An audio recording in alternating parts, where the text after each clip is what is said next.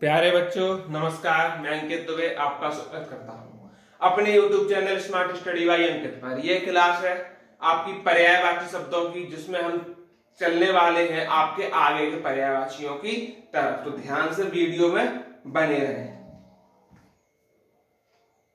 तो देखते हैं एक एक करके पर्यायवाची शब्दों के बारे में। पहला है हमारा सर्प, यानी सांप के पर्यायवाची। जिसके पर्यायवाची आप कहेंगे सर सांप के पर्यायवाची। सर्प का सांप हो जाएगा, आप कहेंगे जी सर। अली हो जाएगा, आप कहेंगे जी सर। ब्याल हो जाएगा, आप कहेंगे जी सर।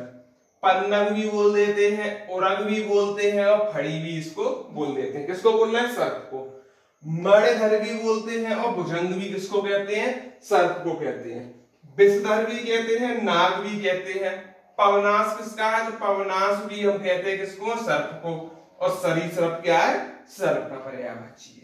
ठीक, अब चलते हैं मेढक के। तो मेढक में भेल बोलते हैं, भेल। सालूक भी मेढक को बोलते हैं, आपने कहा जी सर। दादुर भी मेढक को बोलते हैं, दुरदुर भी मेढक को बोलते हैं। वर्षा प्रिय भी मेढक को बोला जाता है। वो मेढक जब आवाज करते हैं तो फिर आगे से बारिश होती है। और मंडूक क्या है? मेढक ही कहलाता है।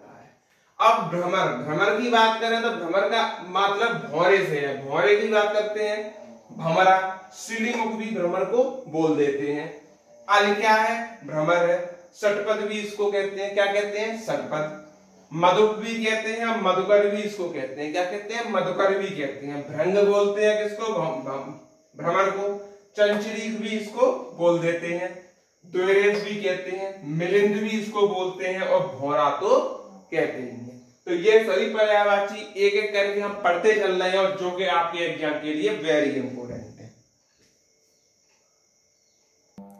आगे देखते हैं एक एक करके। अगले पर्यायवाची है वो है हमारा किसका? शेर का। जिसको क्या बोलते हैं? तो आप बोलेंगे जंगल का राजा।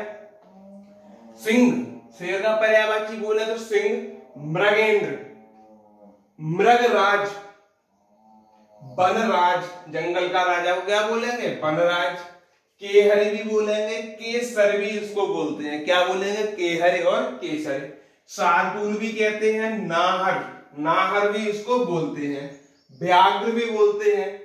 अब आप व्याघ्र को व्याघ्र से बाघ ना समझे, बस इतना हम कहना चाहेंगे कि व्याघ्र शेर को कहते हैं यहाँ पे, ठीक। वो बाघ अलग है। पंचमुख भी कहते हैं, पशुराज भी कहते हैं, दुर्गा वाहन भी कहते हैं, और नखायुध भी किसको कहते हैं? तो शेर को कहते हैं।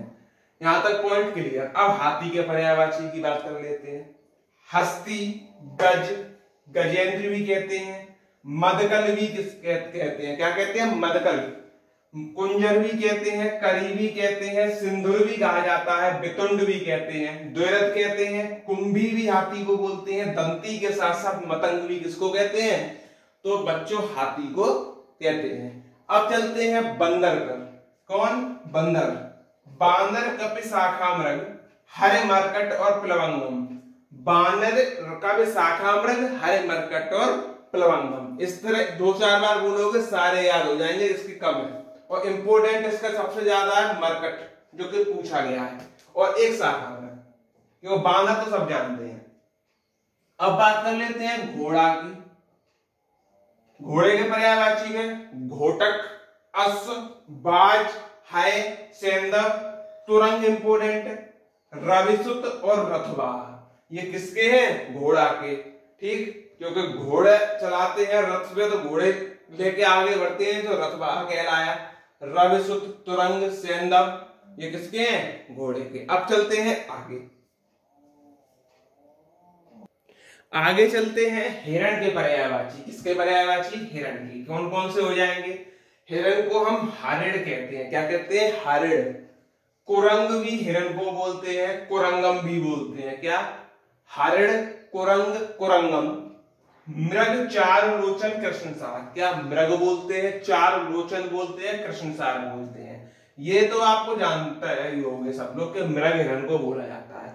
हरिण, कुरंग, कुरंगम, मृग, कृष्णसार और चार लोचन किसके पर्यायवाची है? तो हिरण के पर्यायवाची है। अब चलते हैं गाय के पर्यायवाची में।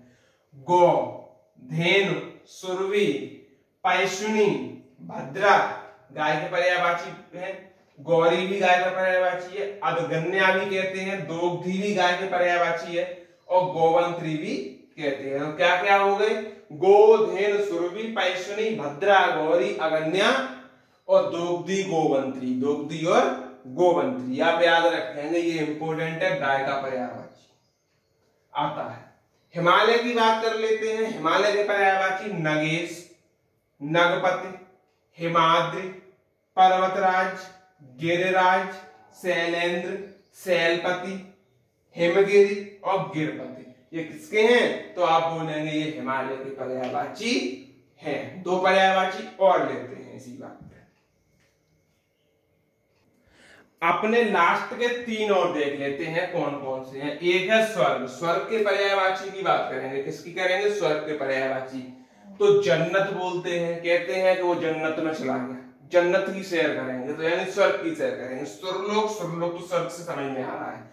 इंद्रपुरी भी बोलते हैं, यानी इंद्र कौन है? देवताओं के राजा, तो कहां रहेंगे? स्वर्ग में, तो स्वर्ग का पर्यायवाची इंद्रपुरी भी हो जाएगा।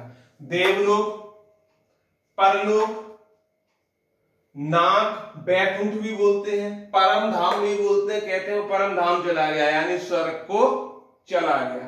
दैवलोक, त्रिदिव भी बोलते हैं, अमरलोक बोलते हैं, सुरधाम बोलते हैं। ज्यादातर देवताओं के नामों से कनेक्ट करके स्वर्ग के पर्यायवाची याद करोगे तो इंद्रपुरी इंद्र से, बैकुंठ विष्णु जी से, परम धाम त्रिदेव शंकर जी से, अमरलोक ये भी भगवान से, यानी कि भगवान के पर्यायवाची से कुछ रिलेटेड है जो उनकी ओर इशारा करते हैं। अब चलते हैं नरक पर।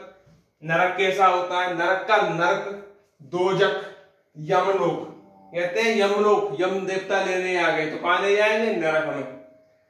जहन्नुम, अधोलोक, क्या? जहन्नुम और अधोलोक। झंडा, केतु, ध्वज, पताका, चिन्ह, निशान, छाप, चिन्ह, निशान, परचम और छाप। छाप भी हो जाएगा। ध्वज, केतु, ध्वज, पताका, चिन्ह, निशान, छाप किसके हैं? तो झंडे के पर्यायवाची। तो आज अपनी वीडियो को यहीं पे विराम देते हैं। वीडियो अच्छी लगी हो तो आप लोगों तक पहुंचा सकते हैं, जैसे कि हमारी फ्री क्लास का फायदा सभी लोग उठा सकें। तो वीडियो में रोज आएं और सभी लोगों तक पहुंचाएं, जिससे कि आप लोगों को फ्री पूरे नंबर मिले। तब तक के लिए अब मिलते हैं अगली क्लास में। जय हिंद, जय भारत।